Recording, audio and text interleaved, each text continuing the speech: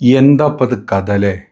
അതായത് അജ്മീർ ഉറൂസിന് വേണ്ടിയിട്ട് ചാദർ കൊടുത്തു വിട്ടിരിക്കുകയാണ് നമ്മുടെ പാവം മോദിജി.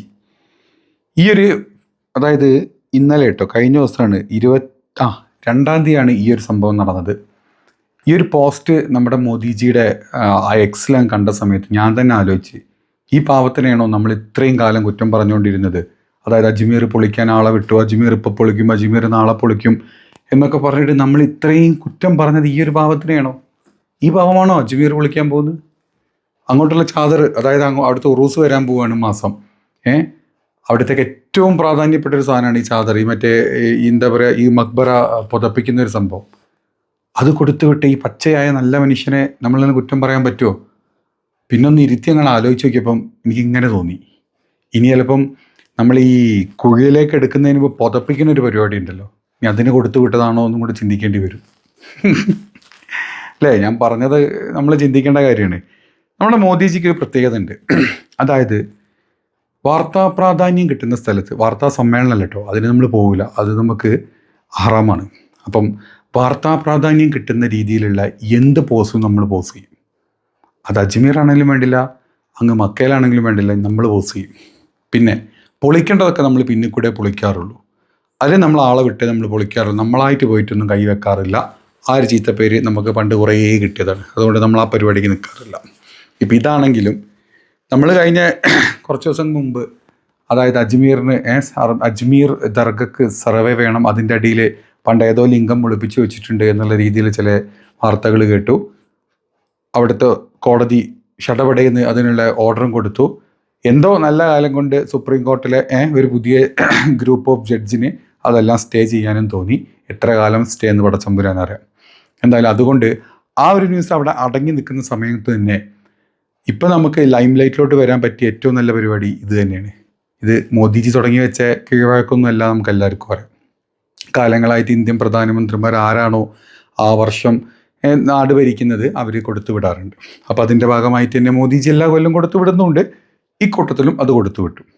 അപ്പോൾ ഇത്രയും നല്ലൊരു മനുഷ്യൻ എന്നൊക്കെ നമ്മൾ ചിന്തിച്ചു പോയെങ്കിലും ഉള്ളിരിപ്പ് എന്താണെന്ന് പടച്ചമ്പുരാനല്ലേ അറിയുള്ളൂ അല്ലേ? ഇതുവരെ കാണിച്ച് കൂട്ടിയിട്ടുള്ള കാട്ടിക്കൂട്ടലുകളെല്ലാം നമ്മൾ കമ്പയർ ചെയ്യുമ്പം നമ്മൾ പ്രധാനമന്ത്രി ആയതിനു ശേഷം മുന്നോട്ട് വന്ന് നമ്മളൊന്നും ചെയ്യാറില്ല, എല്ലാം പിറകോടെ ചെയ്യിപ്പിക്കാറേ ഉള്ളൂ. ഇനി അതവിടെ നിൽക്കട്ടെ.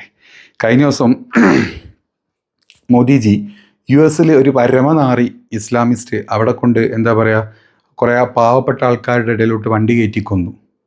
അതുപോലത്തെ മലവാണം ചെറ്റകളൊക്കെ ഈ രാജ്യത്ത് നിന്ന് തുടച്ച് നീക്കിയെങ്കിൽ തന്നെ ഈ മുസ്ലിങ്ങളുടെ ചീത്തപ്പേര് പോവുള്ളൂ. അത് വളരെ സത്യമായിട്ടുള്ള കാര്യമാണ്. എന്താണെങ്കിലും അതിന് ലോകത്തിലുള്ള എല്ലാ നേതാക്കളും എല്ലാ രാഷ്ട്ര ഭരണ തലവന്മാരും അതിനെ ഭയങ്കര മോശമായിട്ട് നടന്ന കാര്യത്തിനെ പറ്റി ട്വീറ്റ് ചെയ്തു, എല്ലാം ചെയ്തു. നമ്മുടെ മോദിജിയും വിത്തിൻ സെക്കൻഡ്സിൽ ചെയ്തു.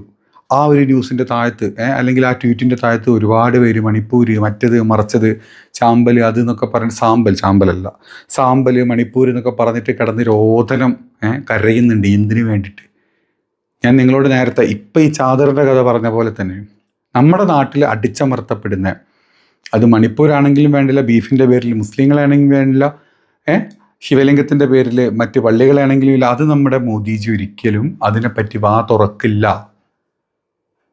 അതിനെപ്പറ്റി വാ തുറന്നു കഴിഞ്ഞാൽ പിന്നെ മോദിജി, അതായത് ഈ ഒരു ഹിന്ദു രാഷ്ട്രം എന്നുള്ളൊരു സങ്കല്പം അവിടെ തീർന്നു. അതോടുകൂടി ഈ രാഷ്ട്രം ഒരു മതേതര രാജ്യം തന്നെ ആയി മാറും. ഇപ്പം ഇവരിങ്ങനെ കഷ്ടപ്പെട്ട് ഹിന്ദു രാഷ്ട്രമാക്കാൻ നോക്കുന്ന ഈ രാജ്യം മതേതര രാജ്യമാവും തന്നെ ഉള്ള പേടിയുള്ളത് കൊണ്ട് മണിപ്പൂരാണെങ്കിലും വേണ്ടില്ല, ബീഫിൻ്റെ പേരിലാണെങ്കിലും വേണ്ടില്ല, ലിംഗത്തിൻ്റെ പേരിലാണെങ്കിലും വേണ്ടില്ല, ഈ പറഞ്ഞ സകലമാന പേരിലും നമ്മുടെ മോദിജി വാ തുറക്കില്ല. ലോകത്തിനെ കാണിക്കാൻ ഇതുപോലെ നമ്മളെ മോദിജി ചാദർ കൊടുത്തു വിടും.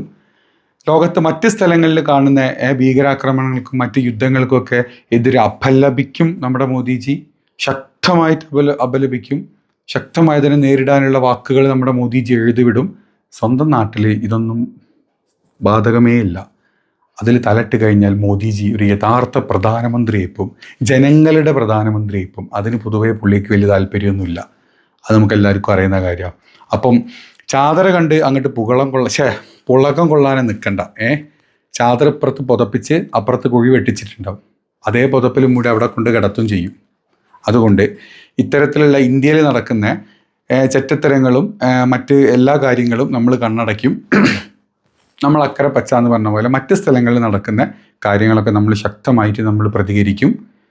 പിന്നെ ലൈം ലൈറ്റിൽ വരാൻ വേണ്ടിയിട്ട് ഇതുപോലെ തലപ്പാവും ചിലപ്പോൾ നമ്മൾ ചാദറും ചിലപ്പോൾ നമ്മൾ വർദ്ധിയും ഒക്കെ ഇട്ട് നടന്നെന്നും വരും. അത്ര അങ്ങോട്ട് വിചാരിച്ചാൽ മതി.